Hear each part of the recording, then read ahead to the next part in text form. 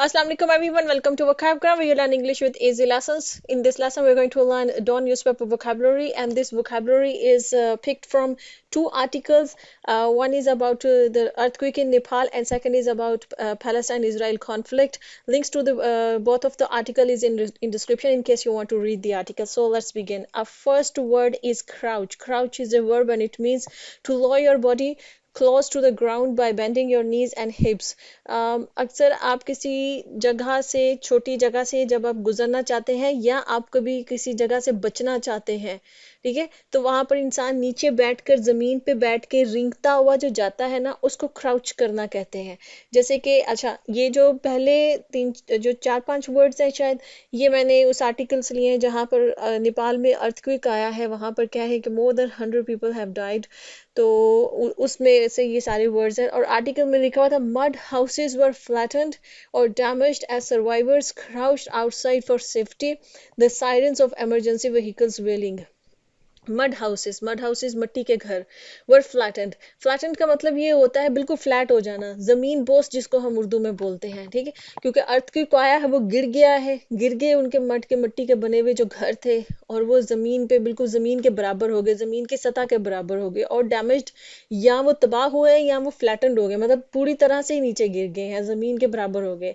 As survivors, और जो उनमें से सर्वाइवर्स हैं जो बच गए हैं, लोग जिनकी जिंदगियां बच गई हैं, क्राउच्ड आउटसाइड, वो जाहिर बात है जो मलबा गिरा है नीचे तो उसमें से फिर वो क्राउच करते मतलब रिंगते हुए जो है वो बाहर निकले हैं फॉर सेफ्टी, सेफ्टी के लिए, ठीक। अच्छा, नेक्स्ट हमारे पास वो है वेलिंग। वेलिंग जो है ये वर्ब है, इसका मतलब होता है मेकिंग ए लॉन्ग लाउड और मोर्नफुल क्राई और साउंड। देखिए, जिसको हम आहू पुकार करना कहते हैं ना, उसको वेल करना कहते हैं, ठीक है। तो वेलिंग जो है ना, ये वेल है ये वर्ब और उसकी आईएनजी फॉर्म है, ठीक है, V4 जिसको हम बोलते हैं वेलिंग।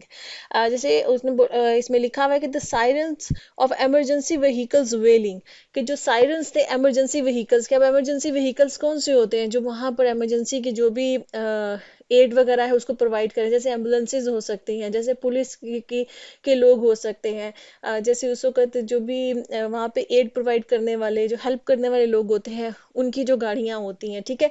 तो वो जितने भी इमरजेंसी व्हीकल्स थे, जितनी भी वहाँ पर गाड़ियाँ थी, एम्बुलेंसेज हो गए, पुलिस व्हीकल्स हो गए, जो बाकी जो लोग होते हैं, तो उनके जो सायरन्स थे वो वेल कर रहे थे। मतलब उनके कहने का मतलब ये कि सायरन्स चूंकि बहुत ज्यादा वहां पे बज रहे थे तो ऐसे लग रहा था कि जैसे वो भी आहो पुकार कर रहे हैं। अच्छा जी, नेक्स्ट हमारे पास हुआ जी टैली। टैली जो है ये वर्ब और इसका मतलब होता है to calculate the total number of, किसी चीज का कोई भी पूरे मतलब टोटल नंबर उसके कैलकुलेट करना, कि टोटल कितनी तादाद हुई है, तो उसको टैली करना कहते हैं।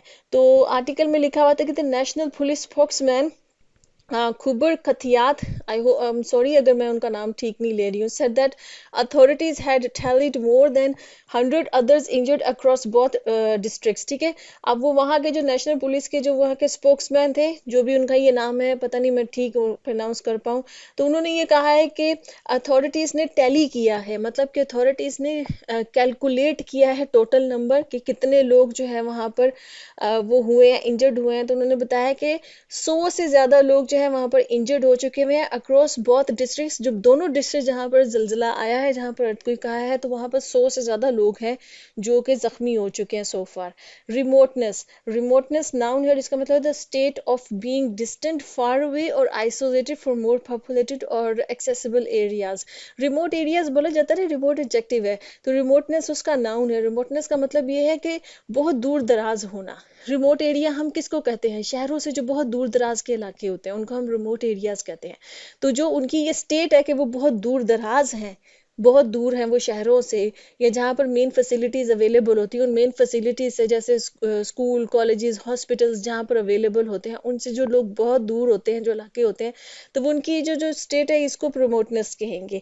The remoteness of the district makes it difficult for information to get through, ठीक है, कि वो कह रहे हैं कि जो रिमोटनेस है डिस्ट्रिक्ट्स की, कि वो बहुत दूर हैं मेन सिटी से, चूंकि वो बहुत दूर हैं, तो वो इस वजह से जो इंफॉर्मेशन है ना उसके पहुंचने में जो है वो देर लग रही है। अच्छा जी, नेक्स्ट हमारे पास, अच्छा यहाँ से शुरू हो जाता है दूसरे वाला आर्टिकल जो कि इसराइल पैलेस्टाइन कॉन्फ्लिक्ट पर है। और उसकी ये हेडलाइन है उस आर्टिकल की, लिंक आपको डिस्क्रिप्शन में मिल जाएगा। लूम का मतलब होता है अबाउट टू हैपन, इमिनेंट भी इसके लिए वर्ड यूज होता है ये न्यूज़पेपर के अंदर, ठीक है। जब किसी चीज के बारे में बताना हो कि ये चीज होने वाली है, अबाउट टू हैपन का मतलब ये होता है ना कि बस होने ही वाली है, इसमें ज्यादा देर नहीं है, तो उसके लिए इमिनेंट वर्ड भी यूज किया जाता है।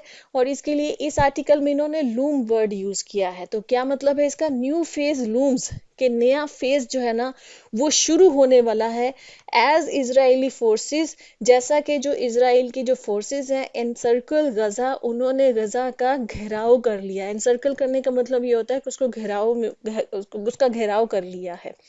रैंप अप जो है ये फ्रेजल वर्ब है, इसका मतलब होता है टू इंक्रीज और एस्केलेट समथिंग, किसी चीज में या तो अजाफा होना या किसी चीज में तेजी आ जाना, ठीक है। तो दोनों के लिए ये फ्रेजल वर्ब यूज होता है, अजाफा होने के मीनिंग में भी या तेजी आने के मीनिंग में रैंप अप जो है वो यूज होता है। बिफोर डिपार्चर मतलब ये जो ब्लिंकन है, इनके इनके जाने से पहले, रुखसत होने से पहले उन्होंने ये कहा कि सेड ही वुड सीक, मतलब कि सीक टू इंश्योर, मतलब कि वो इस चीज को क्या कहते हैं, इंश्योर करेंगे, मतलब इस चीज की यकीन दहानी करना चाहते हैं कि जो that harm to Palestinian civilians is reduced, कि जो पैलेस्टीनियन के जो सिविलियंस हैं, उनके जो आम शहरी हैं पैलेस्टाइन के, फ़लस्तीन के, इज रिड्यूस्ड, के उनको जो नुकसान पहुंचाया जा रहा है वो कम हो, ठीक। In a visible shift of tone for the United States, मतलब कि ये एक बड़ी विजिबल किस्म की, वाजिया किस्म की उनकी टोन में एक शिफ्ट आया है, यूनाइटेड स्टेट्स की जो टोन है उसमें शिफ्ट आया है, उसमें एक तब्दीली आई है। जिन्होंने विच हैज़ प्रोमिस्ड, जिन्होंने पहले से प्रॉमिस किया हुआ है फुल सपोर्ट, पूरी सपोर्ट का प्रॉमिस किया हुआ है, अब वो कह रहे हैं कि हम ये कोशिश करेंगे कि सिविलियंस को जो है वो नुकसान कम से कम हो, जबकि इतने लोगों को वहां पर सिविलियंस को मार चुके हैं, जिसमें बच्चों की तादाद बहुत ज्यादा है। और अब वो ये कह रहे हैं कि जी हम ये इंश्योर करेंगे, हम इस चीज को यकीन दहानी करेंगे कि सिविलियंस को जो है वो नुकसान ना पहुंचे। और जो कि एक बड़ा शिफ्ट नजर आ रहा है, और ये शिफ्ट शायद इस वजह से है कि दुनिया में इस वक्त बहुत ज्यादा प्रोटेस्ट हो रहे हैं। तो which has promised full support, जिन्होंने, जबकि उन्होंने पूरी सपोर्ट जो है वो प्रॉमिस की हुई, and ramped up military aid to Israel, जबकि उन्होंने अपनी जो एड है, मिलिट्री एड जो है, मतलब उनको हथियार असला वगैरह जो है उसको रैम्प अप किया है, मतलब उसमें बहुत ज्यादा इजाफा किया है। अच्छा जी, नेक्स्ट हमारे पास हुआ जी एंड्योर।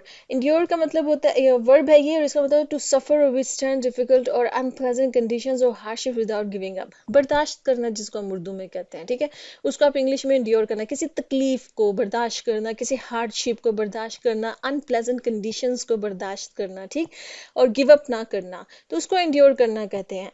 अब उसमें लिखा हुआ था आर्टिकल में, although many of the cities 5 lakh residents fled south following Israel's warning to leave ahead of a ground operation. Those who stayed behind have endured weeks of aerial bombardment, dwindling supplies and daily carnage. ठीक है, अब वो क्या कह रहे हैं कि तकरीबन 5 लाख जो रेजिडेंट्स हैं वो साउथ की तरफ फ्लड कर गए हैं। फ्ली का की ये सेकंड फॉर्म है फ्लड, ठीक है। फ्ली कर जाना मतलब कि किसी दूसरी जगह पर निकल जाना, ठीक है, किसी एक इलाके को छोड़ के किसी दूसरे इलाके में चले जाना, तो उसको फ्ली करना। तो वो मतलब कि साउथ की तरफ को वो जो है वो मतलब जा चुके हैं। फॉलोइंग इसका अमल करते हैं, फॉलोइंग का मतलब ये होता है कि इस बात को फॉलो करते हुए इजराइल वार्निंग, इजराइल की जो वार्निंग थी to leave ahead of a ground operation, कि वो छोड़ दे इससे पहले कि वो ग्राउंड ऑपरेशन वो स्टार्ट कर दें। दोज हु स्टेड बिहाइंड, वो लोग जो पीछे रह गए हैं, have endured weeks of aerial bombardment, उन्होंने झेली है, उन्होंने बर्दाश्त की है हफ्तों की एरियल बम्बार्डमेंट, एरियल बम्बार्डमेंट जो हवाई जो बम्बार्डमेंट होती है उसको उन्होंने झेला है, इंड्योर किया है, बर्दाश्त किया है। ड्विंडलिंग सप्लाईज, ड्विंडलिंग सप्लाईज का क्या मतलब, ड्विंडल का मतलब होता है to gradually become smaller, fewer और लेस इन क्वांटिटी, ठीक है। ड्विंडलिंग सप्लाईज मतलब ये कि नीचे आती हुई, कम होती हुई सप्लाईज। अब सप्लाईज में क्या होता है, सप्लाईज में फूड होता होता है, वाटर होता है, इलेक्ट्रिसिटी होती है, जितनी भी ज़रूरत की चीज़ें होती हैं ना, डेली ज़रूरत, उनको सप्लाईज कहा जाता है, खाना पीना वगैरह, ठीक है। तो वो ड्विंडलिंग सप्लाईज, मतलब उन्होंने बर्दाश्त किया है कि वो एरियल बम्बार्डमेंट वो रोज़ बर्दाश्त कर रहे हैं, सप्लाईज उनके पास कम हो चुकी हैं, खाना पीना उनके पास कम हो गया, वह ड्विंडल हो रहा है, कम हो रहा है, ठीक है। एंड डेली खारनेज, खारनेज क्या होता है? खारनेज जो है ये नाउन है, वर्ब नहीं है। The killing of a large number of people, बड़े पैमाने पे लोगों की हलाकत, हलाकत भी नहीं, इस तरह से लोगों का मर्डर, उनका कत्लेआम, जो कत्लेआम होता है ना उसको खारनेज कहते हैं, बड़े पैमाने पर जो कत्लेआम होता है, ठीक है। तो जो वो लोग जो पीछे रह गए हैं उन्होंने वीक्स ऑफ एरियल बोmbardment जो है वो बर्दाश्त की है, dwindling सप्लाईज बर्दाश्त किया है, एंड डेली खारनेज मतलब कत्लेआम रोज का वो बर्दाश्त किया है। नेक्स्ट हमारे पास वो है जी मेहम। मेहम जो है ये भी नाउन है और इसका मतलब होता है वायलेंट और एक्सट्रीम डिसऑर्डर, खेओस, जिसको हम तबाही कह सकते हैं। खेओस जो हो जाता है ना, डिसऑर्डर हो जाता है, ठीक है, सारा निज़ाम जो है वो उल्टा पुल्टा हो जाए, ठीक है, जिसको हम तबाही बोल सकते हैं, तो उसको मेहम बोला जाता है, केओस को बोला जाता है।